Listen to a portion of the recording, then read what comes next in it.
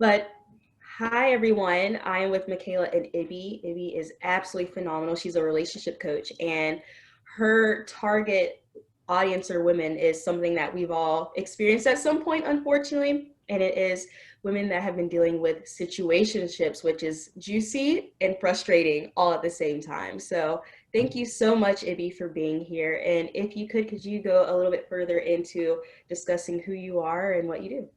Yeah, okay.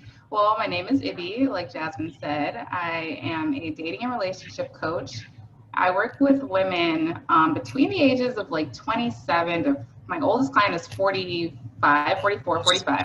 So, even a lot of women are still experiencing relationships that are unfulfilling or that they're settling in. So, we really just do a lot of like self love work, self discovery work, and just really going into understanding yourself so that way you can understand how you best need to be loved and the types of people that can give you that kind of love. And if they can't, get out and go find them. So that's we do a lot of like digging deep into like self-love and self-discovery in my coaching program. How did you get started with all of it? Let's see. I guess with my own situations. Basically, I was in, situationships that never became anything more than that. And then I was also in a relationship with, it resulted in my child. Yeah, with my child's father. That there was a lot of me wanting to fix things and thinking that I can change, the way that he is. We just didn't align on, I guess, drive and motivation and work ethic. So just having that relationship where I felt like, okay, maybe I can fix this. Maybe I can motivate him to get up and go do whatever he needs to do. And that never worked. In the long run, in the end, I realized I was just hurting him by, making him feel less than. And he was happy being who he was. So I couldn't change that. So with my journey, I'm able to help women see that, you can't change a man, you can't change a person. You can only love yourself and discover what you want and need, and then find a person that aligns with that. That's powerful. I have a quick question. Why Mm. do you think women have this innate want or need to change their partner? Especially if they're in a relationship where they're not really satisfied. And, at least for myself, and I can speak for several of my clients, where you, deep down subconsciously, it's not going to work, but you have this hope. But what do you think gives us that hope, that false hope of this Yeah. is work? It might be the whole nurturing thing. Like even with our kids, we're constantly like trying to mold them and shape them and have them become this ideal person that we imagine them to be. I know a lot of moms work on trying not to, push their kids into being in a certain career or in a certain, whatever. And I think we just have that natural desire to see things pan out how we want it to pan out. So we do a lot of a lot of thinking that we can fix things. Yeah. Do you think it's also like a deflection of ourselves? Like, let's say I'm trying to change my partner because I know that there's something that I need to change with myself, but I don't want to look at it. So I'm just going to go and fix the other person instead. Mm-hmm. Yeah. Probably could be that, just like a deflection, like you said. It's just like you see these qualities in yourself and it's easier to fix it in somebody else or think you can fix it in somebody else. Yeah.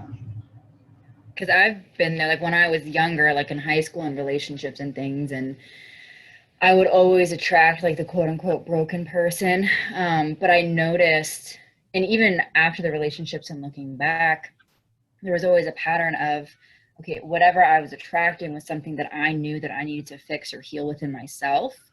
But I never looked at myself and I was never open to the issues that I was having. I always covered them up or projected them onto other people and said, okay, well, my shit's not that important. Let me tend to you instead. Let me try to help you and fix you. And sometimes the relationship would actually be somewhat positive and there'd be a learning experience, or it would just, go down the shitter and just not work out at all. Yeah, I think it's blind spots. Like we're blinded to our own flaws and our own, things about ourselves. And it's easier to it's like a highlighter on the other person. Like you can see theirs very clearly, but with our own selves, it takes a lot of self-awareness, which is a huge piece of self-love. as long as you're, you know, self-aware, you're able to fix these things and work on these and grow and better yourself. But if you're not aware, then you're just constantly looking outward to other people. Yeah. It's funny that we're even talking about this. I was talking to one of my good friends yesterday about this, and she said something very important. She said it took her, once she was able to see her own BS and see that, oh, maybe I'm not the perfect person that I always perceived to be. Maybe, you know, I'm doing these self-sabotaging behaviors to do my relationship. So I think that's really important to discuss too, that, you know, we are often a reflection, or we reflect to our partners, friendships, whoever we encounter, our perception of ourselves too. And that was something I know I had to do, and it wasn't fun, but it helped me learn, like, oh, well, I do this, or I avoid things, and I'm not good at communicating. This is what I need to work on. Yeah. I think we just need to focus more on just looking inward, basically. And I know with my clients, when they have that like aha moment where they're able to like discover themselves and discover, there's a phase in my program called Uncover, and that's where we uncover like their barriers to successful dating and the things that have been holding them back that they don't even realize, wow, like I was doing that, I was this way the whole time. So just when they finally get that aha moment, it's like, oh, okay, now we can fix it. What do you recommend for someone that is struggling to even discover that uncovering of who they are, or how to, you know, change or pivot some behaviors? I suggest a lot of like journaling, kind of just being aware of everything that's going on, not judging it, not questioning it, but as soon as you start to feel a certain way about something, or you start to see yourself behaving in a certain way that you don't really like to behave in, just sit with yourself and ask, like, why am I doing this? What triggered me? And I have like with my self-discovery workbook for my clients, is there's a lot of personality quizzes in there, which they're fun to do, but they're also very insightful, and they're able to see through that, like even learning their attachment styles and why they would never have worked with certain types of people, their love languages, their apology languages, things like that bring out a lot of things that they didn't know about themselves. That's really cool. Have you noticed, like, through all of the work that you've done, is there a common thread or a theme that you've noticed through different clients, or is it just kind of all over the board?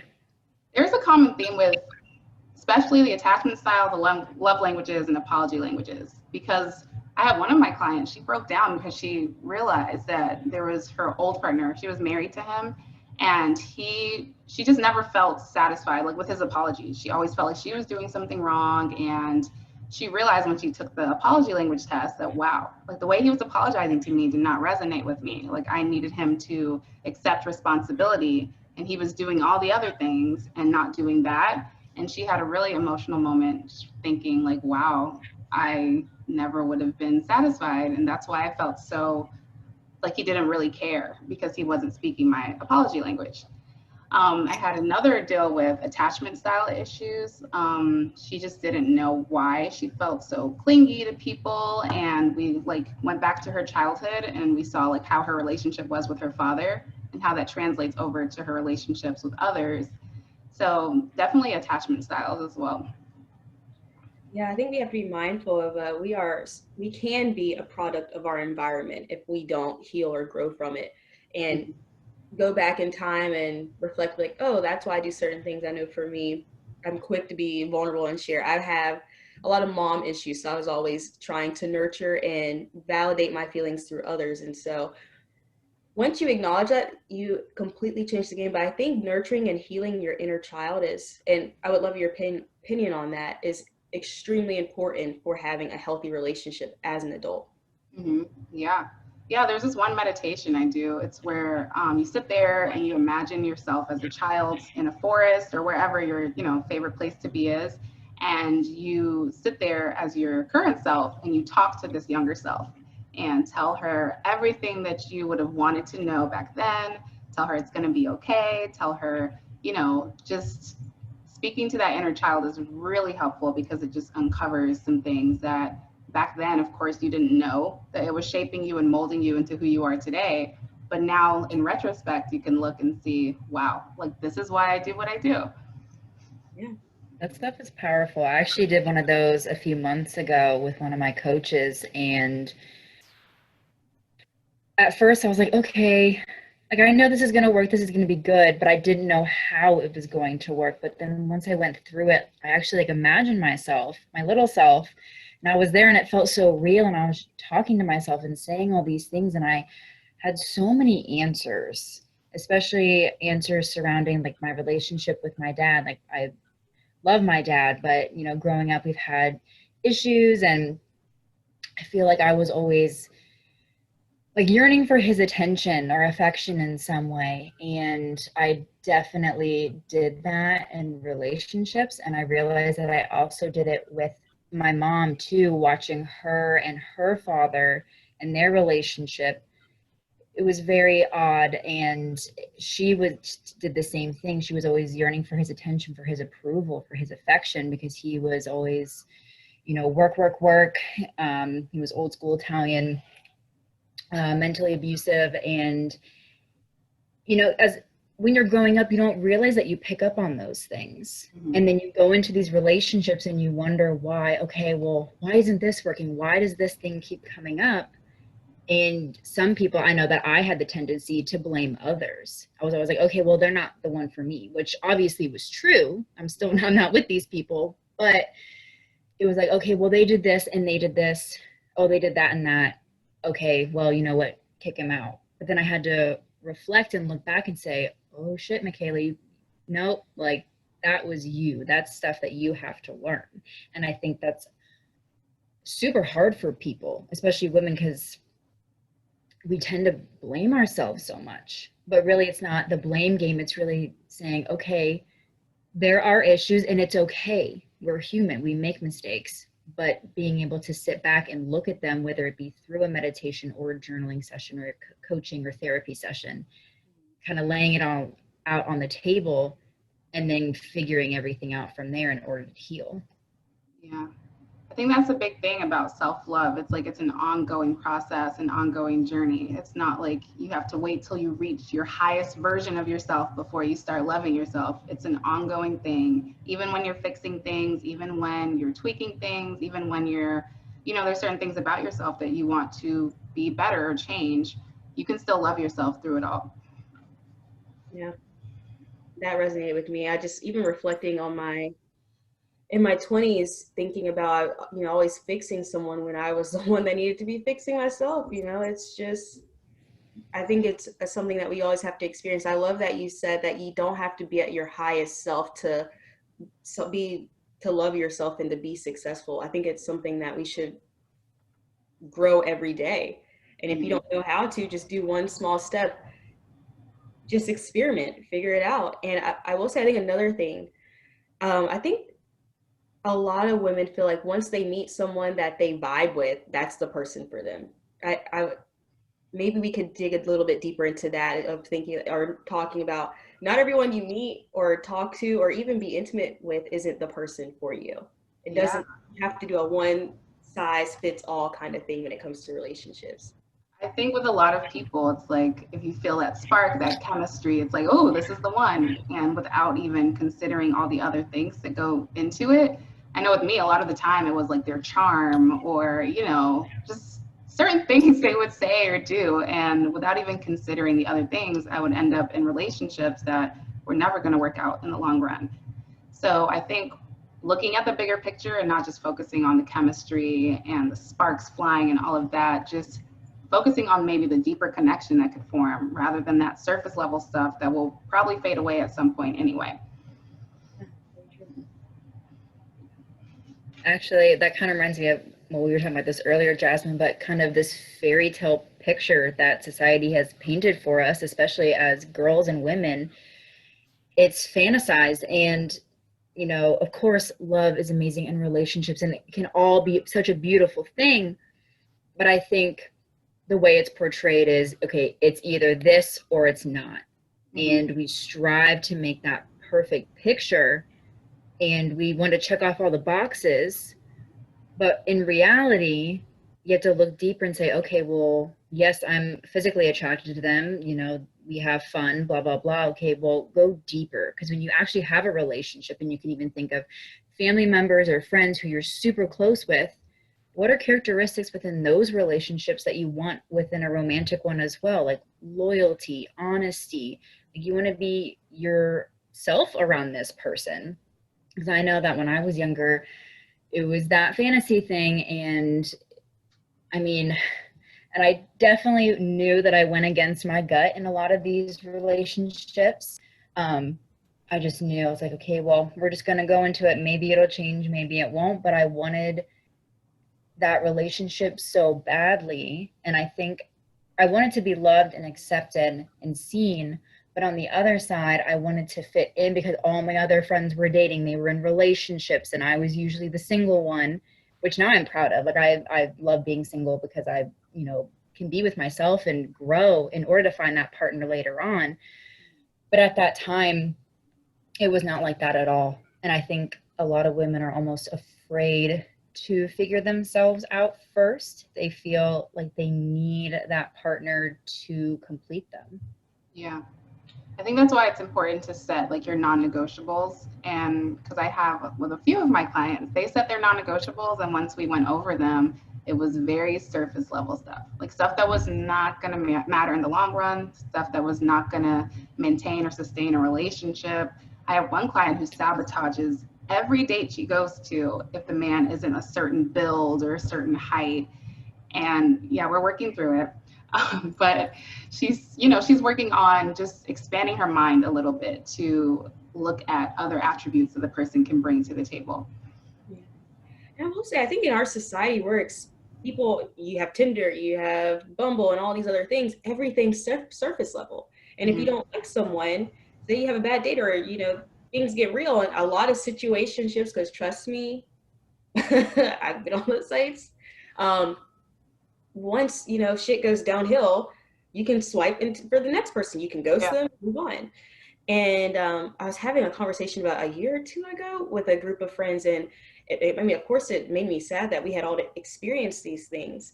But do you think when it comes to these dating apps, does it help us or hinder us when it goes into breaking through that surface level BS? Yeah, I mean, I think that's just the thing with social media in general. You just have to put like boundaries on yourself and have realistic expectations. Like you're going to see, you know, the models, and you're going to see all these people that you are richer than you or whatever. And we have that tendency to compare ourselves. So the same thing with dating apps. Like you're going to have to realize that they might have all these fancy pictures. You might feel like you have to post your best pictures, but the people who actually get the most swiped like right are the ones with where you can see their actual full bodies, where you can see like they have thought out bios, and they have, you know, different questions that they've answered, because some of these apps have where you can answer questions about yourself. So the ones that get the most swipes on are people who you can actually see they're a real person, because nobody wants to be catfished anymore. So I think especially now during like coronavirus, people are taking it a lot more seriously than they were before. Yeah, and well, there's a blessing in disguise there. I like that perspective. I think we're so quick to, I mean, it all comes down to intention too, because there are going to be jerks no matter what, male or female out there. But shucks, I had a question. I can't even remember it now. But yeah, never mind. Yeah, so like I was saying, yeah, just realistic expectations, really. Like, what's really going to matter in the long run? Okay, so we have these great model photos. That's not going to help you out in the future. What are some non-negotiables that are more sustaining that you think we women should have? Okay, probably, I know trustworthiness is so important in a relationship. Just being able to trust, I don't even need to go further into that. Being able to trust the other person is so important. Somebody who is emotionally stable, because someone, you want to be able to know that you can communicate with them, and it's not like they're just going to go off and punch walls. Yeah. I've had partners do that before. Someone that you can actually sit and have a conversation with. So for me, like mine were effective communication, trustworthiness, and financial independence. That's, you know, important to me. I know everybody's is different, but just certain things that I know that we can grow and build together rather than, you know, the surface level things. Yes. Yeah, trust is huge. Have you ever, I mean, how important do you think the surface level non-negotiables are? Because I think, I mean, we are, we have to be attracted to our partner, but how important do you think that is? Yeah, that's something I was actually talking about last week on my stories is preferences versus standards, and how with preferences, there's actually a psychological phenomena that says that you become more attracted to something the more you're around it. So there's a chance that you might not feel that spark or that chemistry in the beginning, but as time progresses, you start seeing them for who they really are. You start spending time with them. You start seeing that they meet all your, standards, and you can grow an attraction for a person the more time you spend around them. So I think that helped some of my clients. They didn't believe me at first. Patience is It's a true. virtue. It's true. I didn't believe it either. And actually, my parents are a great example of that. Because when they actually met through work, and my mom thought my dad was like this geeky guy. She was like, "Oh, he's cute, like we're friends, but nah." And my dad was like, "Man, this girl is really hot. Like, how am I supposed to talk to her?" And they just became friends, and he helped her through a breakup. And she's like, "Well, the next thing you know, fell in love with your dad." And I was like, "Oh, that's so cute." And like I've experienced it myself. Like the first guy that I ever fell in love with, we were best friends, and I was just like, not there, like no attraction, whatever. But I could talk to him. It was an awesome relationship. But I kind of felt it myself, and I was like, oh my god, like that shit's real. Like Yeah. don't discredit it. It's out there. Yeah. There's such a beautiful feeling because I'm experiencing that now where I met my partner like right before COVID hit. So we couldn't go out and go out on these great dates. We had to really um, find other ways. Like we started painting and having real life conversations. And even a couple months ago, I was thinking, I was like, this was the first time I actually got to really know someone versus going out and drinking, always meeting them at a brewery, all of these, I guess the theme of the day, surface level BS. And it was like, and I was reflecting on my previous partners. I don't know if you guys can relate to this. I was like, I don't know if I knew much about them because we didn't really last long. And I was like, wait a minute, this is what it's like to go deeper. So it's such an exhilarating, and I mean, I hope everyone experiences that where it's not just looks and, this person is really strong. It's like, no, like what else do they offer to the table, and what do you offer to the table as well? Mm-hmm. Yeah, that's why I do think like with COVID, a lot of people are able to really get to know each other now because you can't go anywhere, you can't do anything. And for the past few months, a lot of people have been spending a lot of time like FaceTiming and trying to be creative with how they get to know each other. So it's definitely helped people, I think, get a lot deeper quicker than if they were actually going out on dates, because you can get sidetracked by the scenery or the drinks or the sleeping together too soon, like things like that you can't do now in COVID. It's helping people get to know each other a lot better.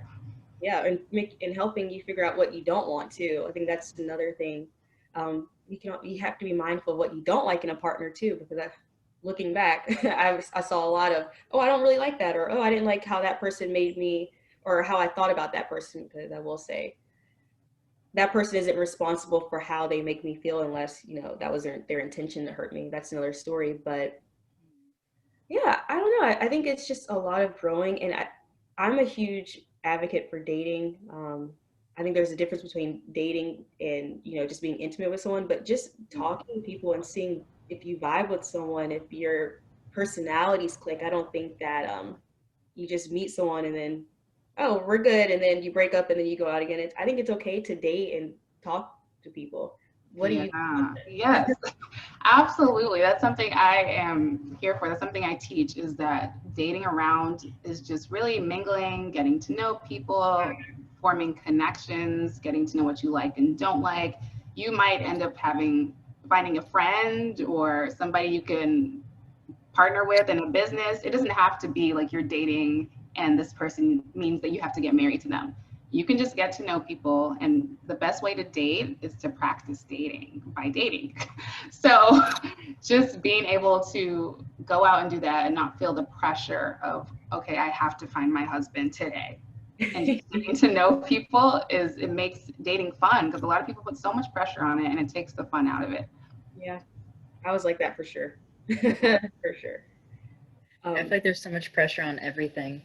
And I saw this meme the other day, and it was saying something about let's normalize finding love in our 30s, or, kind of taking everything that we've kind of put on like late teenagers and early 20s into, older age groups, not like old, but you know what I mean. And just making it normal. And I was like, oh, that's actually really smart, because I feel there's so much pressure. And, every time I see my family, my grandpa would always ask, like, do you have a boyfriend? You have a boyfriend? You have a boyfriend? I'm like, no, no, no, no, no. Like, the answer is going to be no for a while.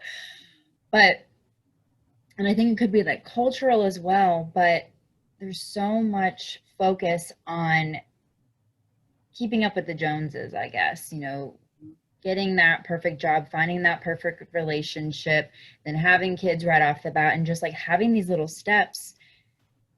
And, if you want those are beautiful things. I'm not discrediting that by any means, but I think you should go about it on your own terms and not because you want to appease someone else. Yeah, I actually think that we're actually becoming a lot more evolved as a society.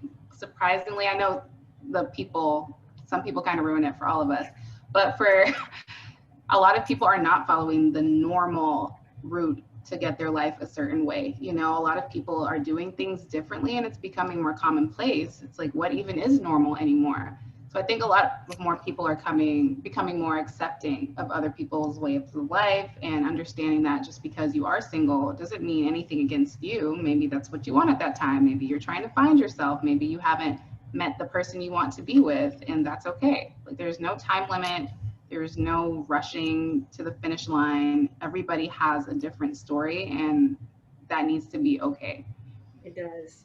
Uh, Even from my own experience, I think it's just I go back. I dated someone for almost 7 years after college, and everyone thought that we would get married and have this wonderful life. And in the end, everyone else got married, and I was looking around at 28, you're like, what the hell? What happened? And that timeline, or that expected timeline, ate me alive. I was like, I had a moment. I was like, what is going on? And I had to learn how to rewrite my own story. Like, okay, I'm 28. Like, I mean, I'm 30 now and I'm still not married, but you have to break that stereotype and that timeline for yourself. Of by this certain age, I have to have 2 kids and have to be married and this and that, because it just doesn't do anything for you. First, you don't even know if you're ready for it. In hindsight, I'm glad God, the universe, didn't allow me to go down that path of getting married, because I don't know where that person is. I don't talk to them. I mean, God knows we definitely fell out of love, but I feel like women have that timeline expectation more so than men. Absolutely. Mm-hmm. Yeah, and I think something else I teach is that the quicker you rush to the finish line, the more time you actually end up wasting, because you'll end up in unfulfilling situations, you'll be miserable, you'll get divorced, you'll break up the family, all of that. So rather than just taking your time and making sure it's right, it's okay to take your time. The quicker you rush, the longer time you spend with the wrong person. Yeah. I have some people in my life that I'm like, are you listening? Yeah. I, I hope I'm listening. I'm kidding. Yeah. I mean, honestly, because I used to be that person. I was younger and like, I want to get married at this age and have kids at this age and blah, blah, blah. And like, well, I still want those things. I'm like, okay, it's going to happen when it's going to happen. I'm not going to rush it. I'm enjoying being single. I'm enjoying growing and learning and understanding the more things that I do like and the things that I don't like. And it's fun. Yeah. Like, I really do enjoy being single. I really do. Yeah. And even with that, I was thinking, because I thought I needed to have children, because my grandmother to this day, she's like, what's going on? I'm like, nothing. I'm living my best life. Chill. Yeah. We're getting a dog. That's all you're going to get. But at first, I needed kids. And now it's like, I don't even know if I want kids. And that's a topic that has a lot of bad connotations too, because as women, we're expected to be, that mother and this and that. But I, my recent experience is just exploring that, of thinking like, I can still have a healthy relationship. And if my partner is okay with that, then we can adopt, we can do something else. So, Right. Yeah, I think that's what causes a lot of people to settle, is the fact that they feel like they need to present a certain way to society or live a certain life. So they're just rushing into anything. As long as it looks good at the moment, it's like, okay, let me sign off on these papers and just be okay with it, even when they're not. So I think we just all need to give each other space and just take the pressure off of each other. yeah, yeah, without a doubt. So quick question: what's something that with I guess with the whole collective of your clients that you see, or a question that they usually ask that you hear? Um, I don't know if it's more so a question or if it's just really the same struggle of just not being able to get out. I know one of my clients, or a couple of them actually, they said that they'd rather just have something than nothing at all. So a lot of them come from that place, and it's like we have to do a lot of like unlearning that. It's not about just having something because you're miserable, you're unfulfilled, like you're sitting around waiting for him to text you, you're sitting around not being able to make plans with your friends because you're sitting there hoping he makes plans with you. So just having them see, like, weigh the pros and cons. Is this really what you want? Because the longer you stay in it, the more time you're wasting being able to find that person that will give you your heart's desires. So I think it's less of a question and more of just a common struggle. Like, is something better than nothing at all? And that goes into situationships too. So what's your take on situationships? And I would just say they're not healthy. But I want to hear your perspective on things. I think it definitely does depend on your end goal. Like, what is your goal? Do you want to have a long-term commitment? Do you want to be official with someone? Do you want to get married? Do you want to just have fun? Because that's cool too, but you have to be real with yourself. Like, you can't just say, oh, I'm okay with this. I'm okay with him not committing to me just because you want to have him around. It has to be like, what do you actually want? Aside from him, aside from anything else, what is it that you want? And you have to know that you can get that. It's not about, you don't have to settle. You don't have to. And oh, another thing, you cannot love somebody more and think that's going to make them commit to you. I have a couple, three actually, they're my clients dealing with that exact thing. They think if they just give more and they invest more time and energy and money and attention, then that's going to make the person eventually commit. And it never does. It never plays out that way for them. And they're just end up heartbroken every time. That's powerful too. I feel like, especially in this day and age, and I think there is a shift actually, but there is still a trend of us having to feel like, okay, so you don't like me, but what if I change this about myself? Or what if I buy you this?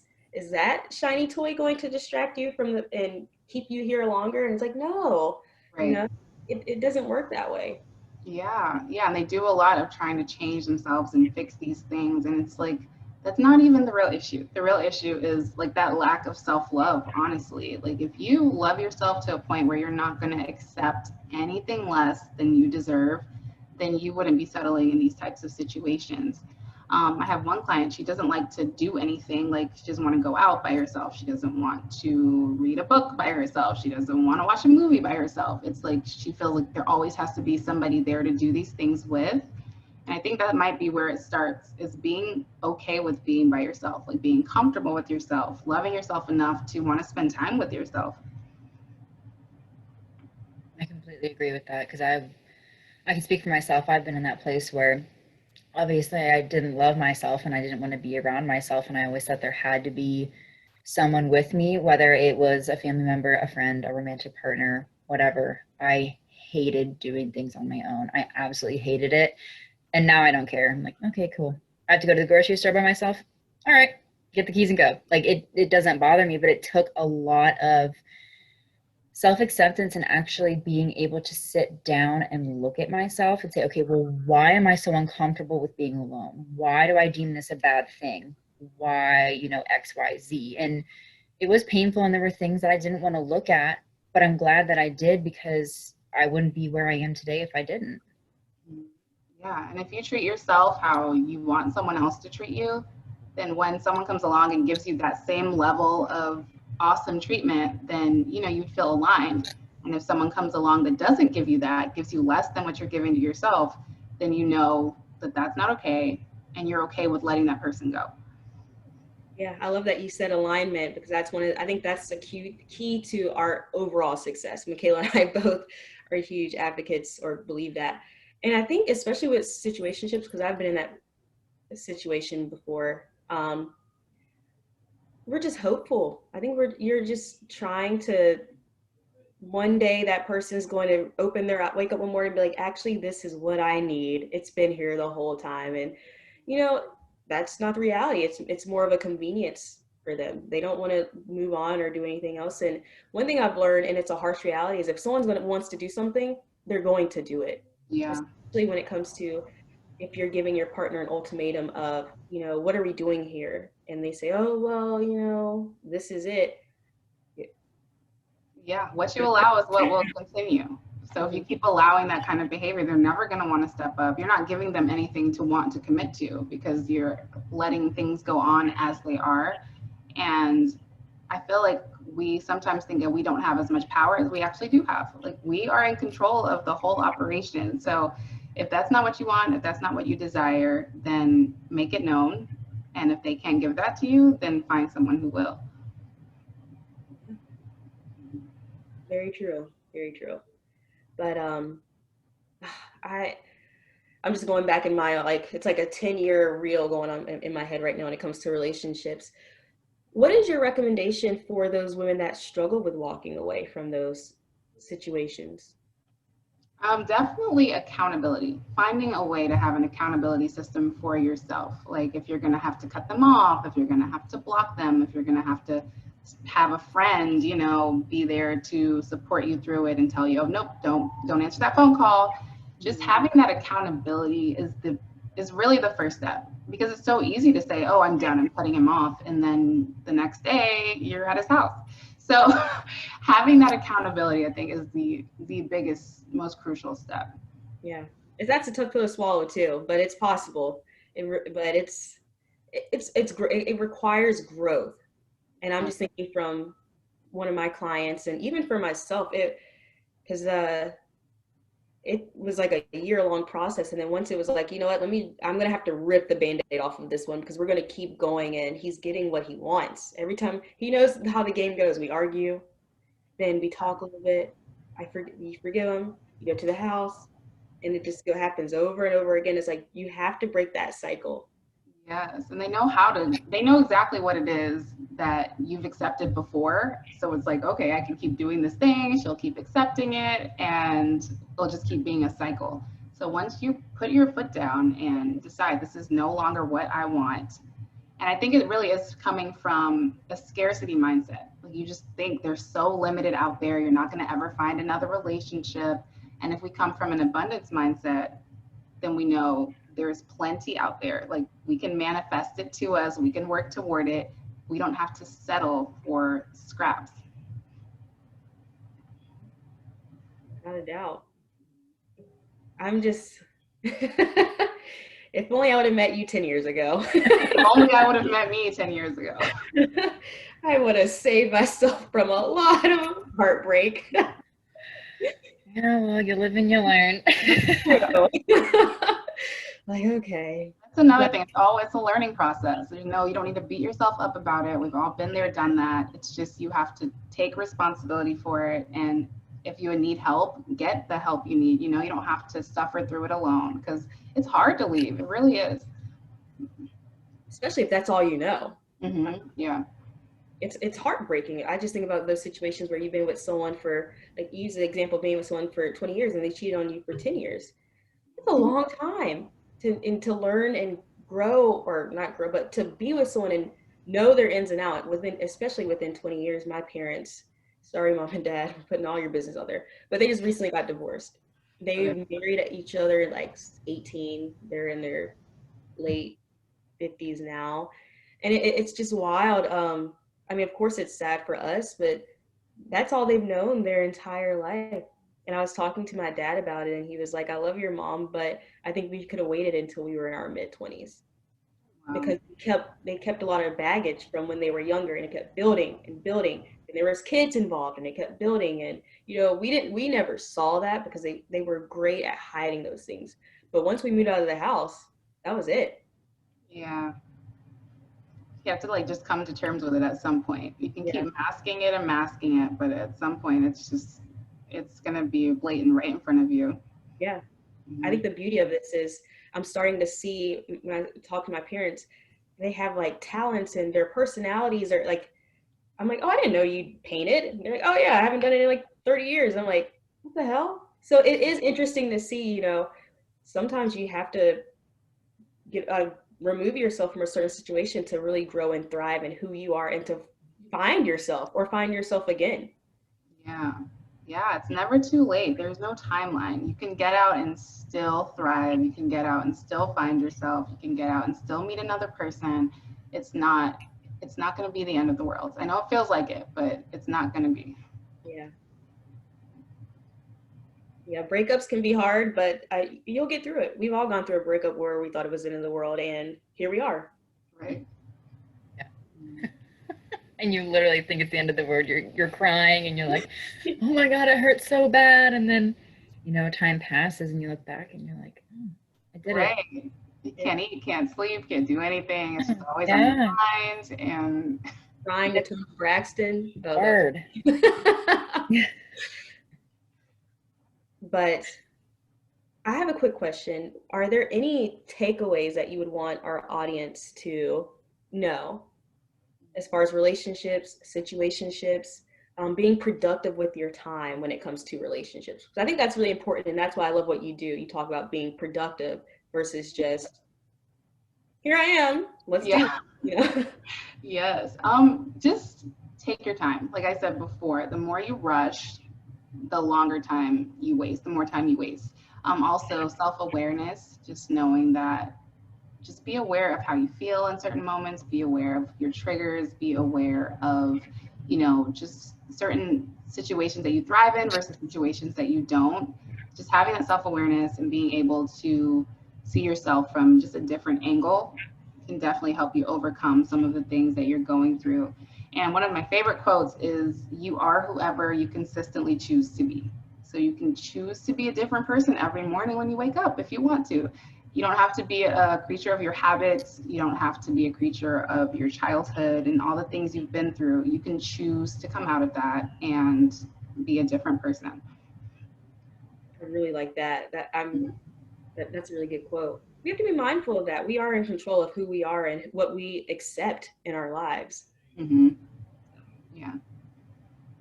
Yeah. And that inner power. Yeah. Right. And also, where can people find you as far as social media, websites, other handles, things like that? Yeah, I'm on Instagram at Aurora Love Coaching. You know, I post the different tips. I've been talking about situationships and settling a lot lately. And I'm working on starting a new Facebook group where we can kind of support each other through those kind of situations where we need accountability to get out and stay out. So I'll have that announced on my Instagram soon. So you can find me there.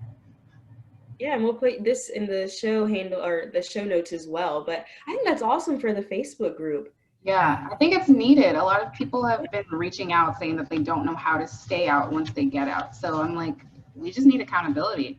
Yeah, it's like even if you're not going through a breakup, having a support system can make or break you. Right. I broke up with my very first boyfriend at like 18 or 19. And I had alienated all of my friends. So when we broke up, I had no one. And my parents didn't like him, or they didn't want me to even talk about him. So I was just like, okay, this sucks. But, you know, going through it again, another, you know, parting ways with another partner later on, I had a great support system, and it wasn't the end of the world like it was before. Mm-hmm. Yeah, it's a lot easier when you have people. Mm-hmm. Yeah. Hold you accountable. Yeah. Yeah. So thank you so much. This was awesome. Yes, of course. Thank you for having me. Yes. If Mimi, if you have any questions. Oh, she was agreeing in the chat. I'm reading it now. Yeah.